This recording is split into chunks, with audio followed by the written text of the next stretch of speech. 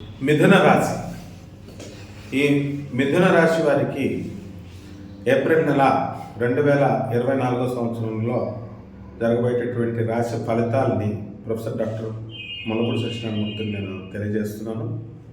ఈ మాసానికి గాను మిథున రాశి వారికి బ్రహ్మాండంగా ఉంది అని మనం చెప్పుకోవాలా. ఏప్రిల్ 22 తర్వాత లాభంలో ఉన్నటువంటి గురు మరి వ్యయస్థితిగతులు అవడం వల్ల గురుబలం తగ్గింది అని మనం చెప్పుకోవాలి. అంటే ఖర్చులు ఎక్కువగా ఉంటాయి.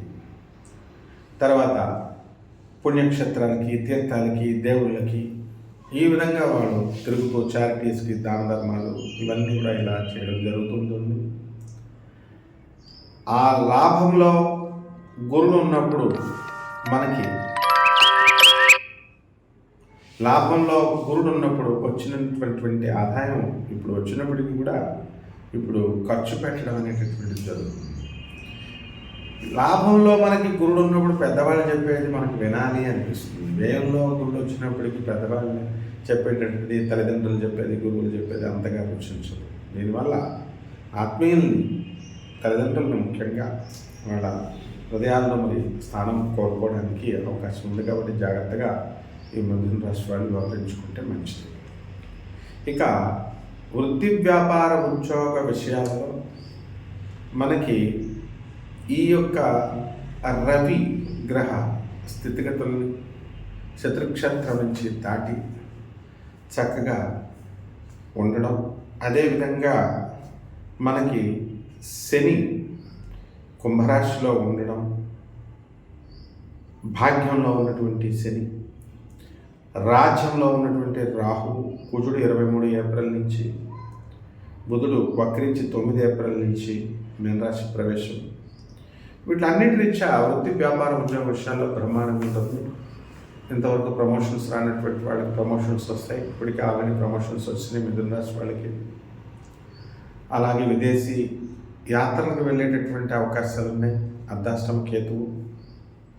కాబట్టి చాలామంది మిథున రాశి వాళ్ళకి వాళ్ళ హస్బెండ్లు కానీ వాళ్ళ జీవిత భాగస్వాములు ఎవరైతే ఉన్నారో అటువంటి వాళ్ళంతా కూడా మరి అమెరికా ఇలాంటి దేశాలకి, విదేశాలకు వెళ్ళడం, అక్కడ ఉద్యోగాలు వాళ్ళకి రావడం, వాళ్ళ దేశాల మీద మీరు వెళ్ళడం, అక్కడికి వెళ్ళిన తర్వాత మీరు సెటిల్ అయిపోవడం, ఈ విధంగా ఒక పెద్ద సంచలనాత్మకమైనటువంటి మార్పుల్ని మనకి ఈ మిథున రాశి వారికి ఈ నెలలో జరుగుతాయి.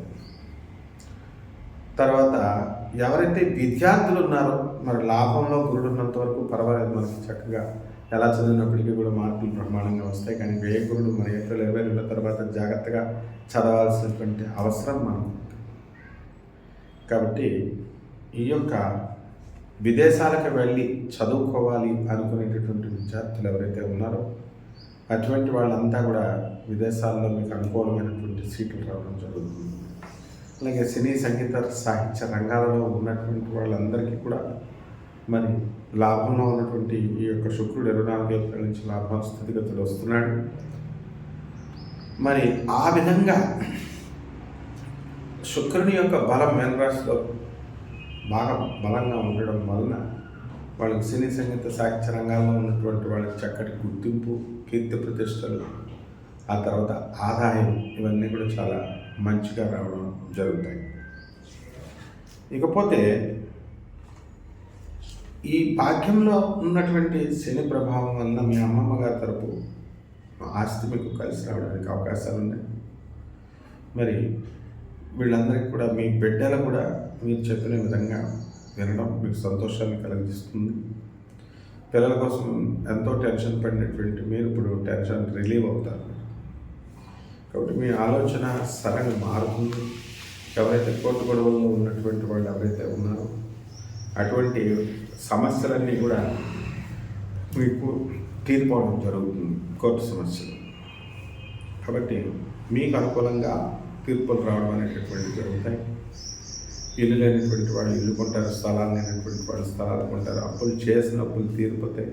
మీరు ఎవరికైతే అప్పులు ఇచ్చి ఉన్నారో అటువంటి వాళ్ళంతా కూడా వాళ్ళు మళ్ళీ తీసుకొచ్చి డబ్బులు మీరు అడగకుండానే వాళ్ళు తీసుకొచ్చి ఇవ్వడం అనేటటువంటివి జరుగుతాయి.